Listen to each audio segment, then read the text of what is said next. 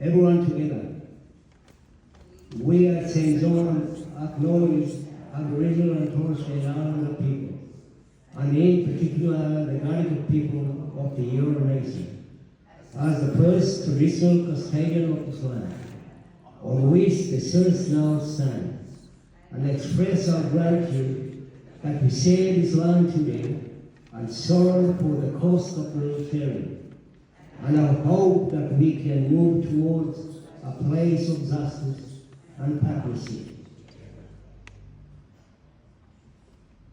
The light of the world, you step down into darkness. Open my eyes, let me see beauty that made the heart adore.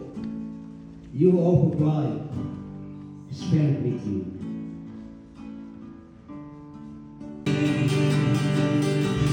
You